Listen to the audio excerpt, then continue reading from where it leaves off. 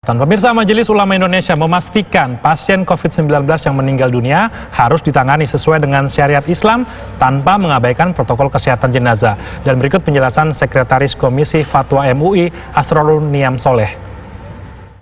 Ketika ada pasien yang terpapar COVID-19, bagaimana mekanisme penanganan, kemudian pencegahan potensi penularan itu juga harus dijelaskan secara utuh. Tetapi pada saat yang sama kita juga harus muhasabah ya, introspeksi terkait dengan penanganan.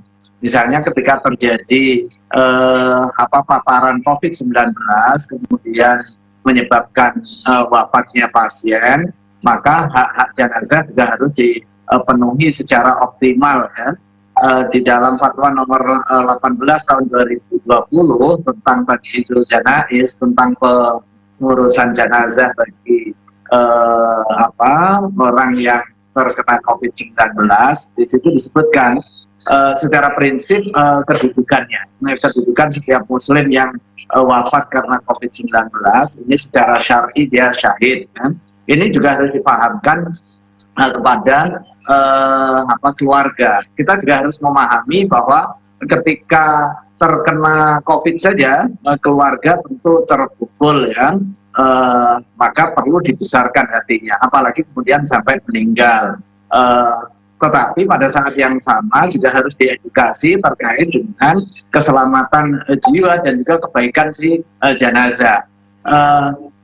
Penetapan syahid di sini tentu agak sedikit berbeda dengan pengertian syahid secara umum ya. Kalau syahid secara umum seperti meninggal di medan perang itu tidak perlu dimandikan, tidak perlu dikafani dan dikafani sesuai dengan pakaian yang ada. Tetapi syahid orang yang terkena COVID-19 itu syahid fil akhirah. Secara syar'i dia dihukumi syahid akhirat, dosanya diampuni, tetapi hak-hak jenazah di dalam konteks duniawinya harus tetap dipenuhi semaksimal mungkin. Jadi tidak mesti harus diperlakukan secara normal, tetapi juga tidak boleh dinistakan hak-hak jenazahnya. Nah, saya kira ini juga harus dipahami kepada masyarakat. Bisa jadi karena informasi tidak utuh bahwa kalau jenazah dengan protokol COVID itu tidak dimandikan, tidak dikafani, tidak disolatkan, kemudian dimakamkan, bahkan muncul viral hanya pakai celana saja. Tentu ini juga tidak benar.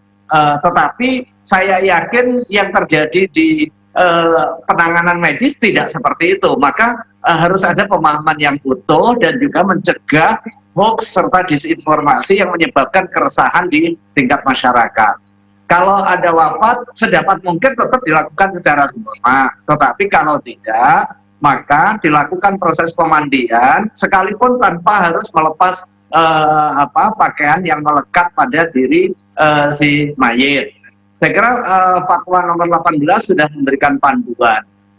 Dan atas penjelasan dokter yang ahli dan juga memiliki kompetensi bahwa sewafatnya pasien maka tidak menularkan ya, makanya kemudian protokol kesehatan tetap dilaksanakan untuk memenuhi hak-hak jenazah seperti tadi itu memandikan dengan protokol kesehatan. Artinya hak jenazah tetap diberikan, kemudian mengkafani dengan protokol kesehatan dan dimungkinkan juga memakai plastik yang tembus air agar tidak ada cairan yang keluar sehingga menyebabkan potensi penularan.